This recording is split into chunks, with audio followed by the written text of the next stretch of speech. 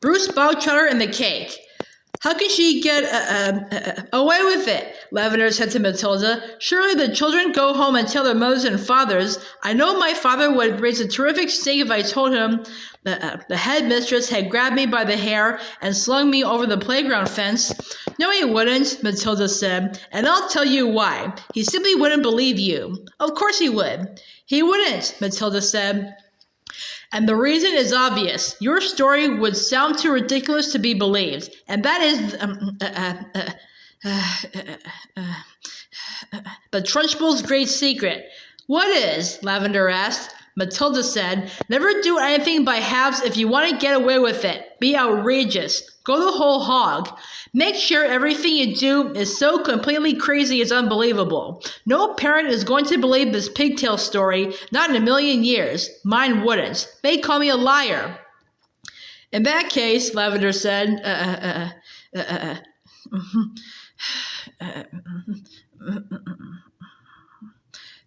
Amanda's mother isn't going to cut her pigtails off. No, she isn't, Matilda said. Amanda will do it herself. You see if she doesn't. Do you think she's mad? Lavender asked. Who? The Trunchbull. No, I don't think she's mad, Matilda said, but she's very dangerous. Being in this school is like being in a cage with a cobra. You have to be very fast on your feet.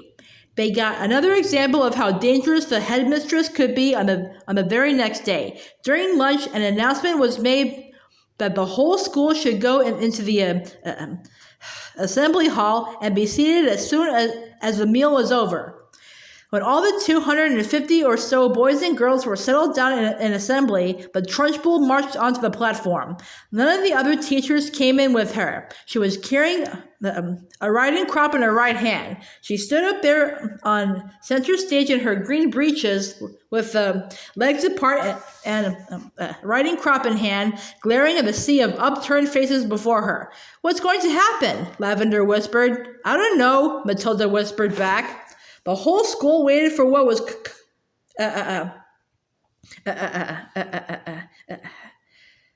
coming next. Bruce Bogtrotter, the Trunchbull barked suddenly. Where is Bruce Bogtrotter? A hand shot up among the seated children. Come up here, the Trunchbull shouted, and look smart about it. An 11-year-old boy who was decidedly large and round stood up and waddled briskly forward. He climbed up onto the platform. Stand over there, the Trunchbull ordered, pointing. The boy stood to one side. He looked nervous.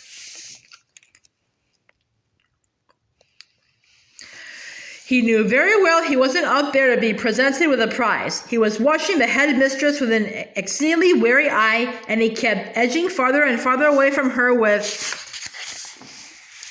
little shovels of his feet, rather as a rat might edge away from a terrier that is watching it from across the room. His plump, flabby face had turned gray with fearful apprehension. His stockings hung about his ankles. This clots, boomed the headmistress, pointing the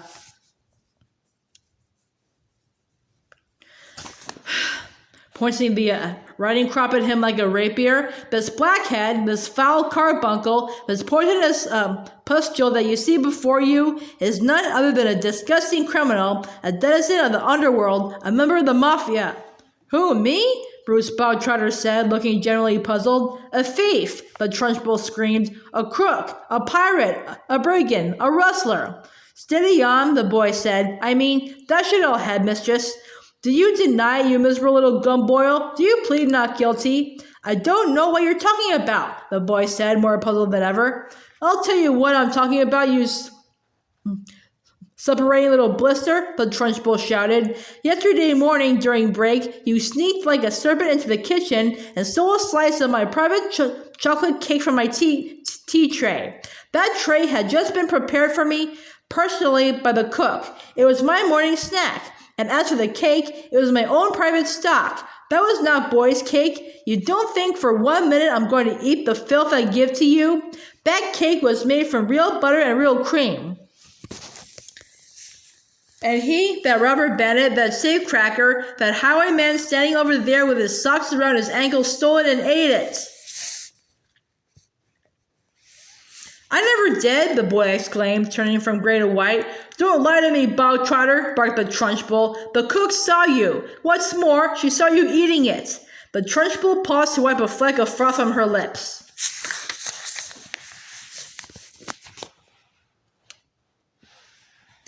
When she spoke again, her voice was suddenly softer, quieter, more friendly, and she leaned towards the boy, smiling. You like my special chocolate cake, don't you, Bogtrotter? It's rich and delicious, isn't it, Bogtrotter? Very good, the boy mumbled. The words were out before he could stop himself. You're right, the Trunchbull said. It is very good. Therefore, I think you should congratulate the cook. When a gentleman has had a particularly good meal, Bogtrotter, he always sends his compliments to the chef. You didn't know that, did you, Bogtrotter? But those who inhabit the criminal underworld are not noted for their good manners. The boy remained silent. Cook, the Trunchbull shouted, turning her head towards the door. Come here, cook. Bogtrotter wishes to tell you how good your chocolate cake is. The cook, a tall, shriveled female who looked as though all of her body juices had been dried out of her long ago in a hot oven, walked onto the platform wearing a dirty white apron. Her entrance had clearly been arranged beforehand by the headmistress. Now then, Bogtrotter, the Trunchbull boomed, tell cook what you think of her chocolate cake. Very good, the boy mumbled. You could see he was now beginning to wonder what all this was leading up to. The only thing he knew for certain was that the law forbade the Trunchbull to hit him with the riding crop that she kept smacking against her thigh. That was some comfort, but not much because the Trunchbull was totally unpredictable. One never knew what she was going to do next. There you are, cook, the Trunchbull cried. Bogtrotter likes your cake. He adores your cake. Do you have any more of your cake? Do you have any more of your cake you could give him?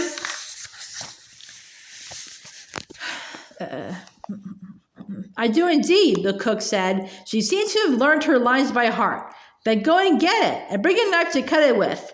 The cook disappeared. Almost at once she was back again, staggering under the weight of an enormous round chocolate cake on a china platter. The cake was fully 18 inches in diameter, and it was covered with dark brown chocolate icing. Put it on the table, the Trunchbull said. There was a small table center stage with a chair behind it. The cook placed the cake carefully on the table. Sit down, Bogtrotter, the Trunchbull said. Sit there. The boy moved cautiously to the table and sat down. He stared at the gigantic cake. There you are, Bogtrotter, the Trunchbull said, and once again her voice became soft, persuasive, even gentle. It's all for you, every bit of it. As you enjoyed that slice you had yesterday so very much, I ordered cook to bake you an extra large one all for yourself. Well, thank you, the boy said, totally bemused. Thank cook, not me, the Trunchbull said. Thank you, cook, the boy said. The cook stood there like a shriveled bootlace, tight-lipped, implacable, disapproving. She looked as though her mouth was full of lemon juice. Come on, Ben, the Trunchbull said. Why don't you cut yourself a nice thick slice and try it? What? Now? The boy said, cautious.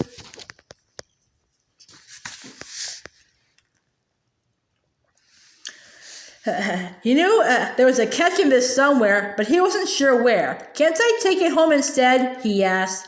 That would be impolite, the Trunchbull said with a crafty grin. You must show Cookie here how grateful you are for all the trouble she's taken. The boy didn't move. Go on, get on with it, the Trunchbull said. Cut a slice and taste it. We haven't got all day.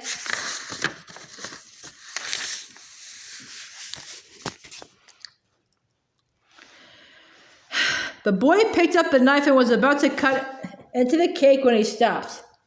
He stared at the cake. Then he looked up at the Trunchbull, then at the tall, stringy cook with her lemon juice mouth.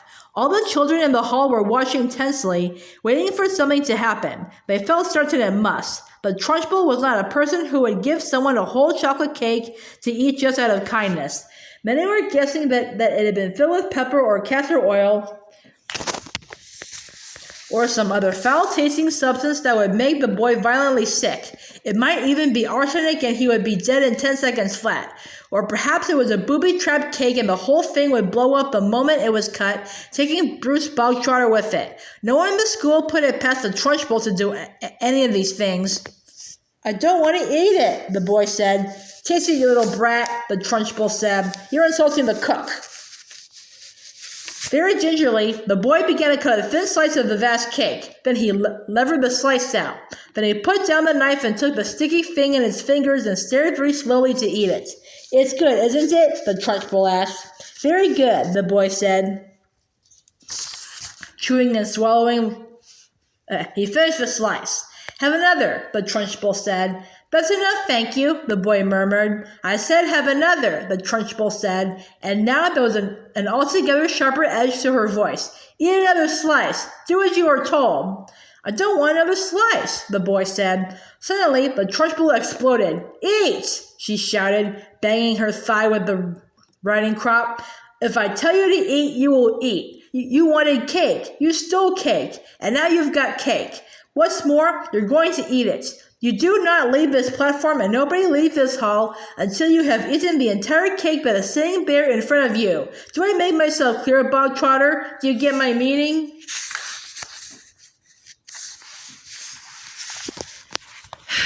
The boy looked at the Trunchbull. Then he looked down at the enormous cake. Eat, eat, eat, the Trunchbull was yelling. Very slowly, the boy cut himself another slice and began to eat it. Matilda was fascinated. Do you think he can do it? She whispered to Lavender. No, Lavender whispered back. It's impossible. He'd be sick before he was halfway through.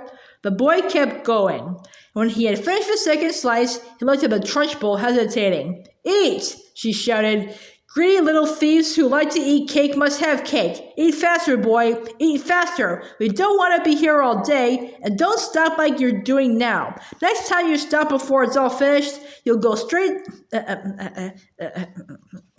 into the chokey, and I shall lock the door and throw the key down the well.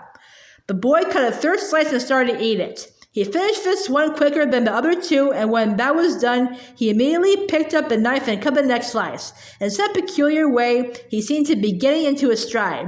Matilda, watching closely, saw no signs of distress in the boy yet. If anything, he seemed to be gathering confidence as he went along. He's doing well, she whispered to Lavender. He'll be sick soon, Lavender whispered back. It's going to be horrid. When Bruce Bogtrotter had eaten his way through half of the entire enormous cake, he paused for just a couple of seconds and took several deep breaths. The Trunchbull stood with hands on hips, glaring at him. Get on with it, she shouted. Eat it up. Suddenly, the boy let out a gigantic belch which rolled around the assembly hall like thunder. Many of the audience began to giggle. Silence, shouted the Trunchbull. The boy cut himself another thick slice and started eating it fast. There were still no signs of flagging or giving up. He certainly did not look as though he was about to stop and cry out, I can't eat anymore. I'm going to be sick. He was still in there running. And now a subtle change was coming over the 250 watching children in the audience. Earlier on, they had sensed impending disaster. They had prepared themselves for an unpleasant scene in which the wretched boy, stuffed to the gills with chocolate cake, would have to surrender and beg for mercy, and then they would have watched the triumphant Trunchbull forcing more and still more cake into the mouth of the gasping boy. Not a bit of it. Bruce Bogtrotter was 3/4 of the way through and still going strong. One sensed that he was almost beginning to enjoy himself. He had a mountain to climb, and he was jolly well going to reach the top or die in the attempt. What is more, he had now become very conscious of his audience and of how they were all silently rooting for him. This was nothing less than a battle between him and the mighty Trunchbull. Suddenly, someone shouted, Come on, Brucey, you can make it. The Trunchbull wheeled round and yelled, Silence! The audience watched intently. They were thoroughly caught up in the contest. They were longing to start cheering, but they didn't dare. I think he's going to make it, Matilda whispered. I think so too, Lavender whispered back. I wouldn't have believed anyone in the world could eat the whole of a cake that size. The Trunchbull doesn't believe it either, Matilda whispered. Look at her. She's turning redder and redder. She's going to kill him if he wins. The boy was slowing down now. There was no doubt about that.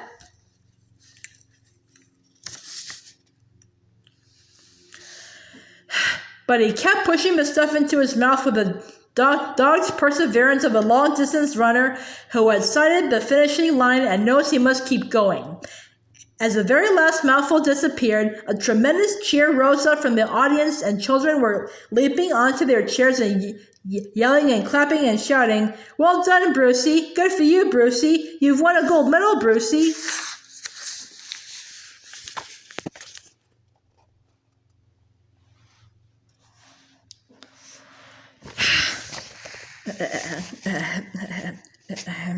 The Trunchbull stood motionless on the platform. Her great horsey face had turned the color of molten lava, and her eyes were glittering with fury. She glared at Bruce Bogtrotter, who was sitting on his chair like some huge overstuffed grub, replete, comatose, unable to move or to speak. A fine sweat was beading his forehead, but there was a grin of triumph on his face.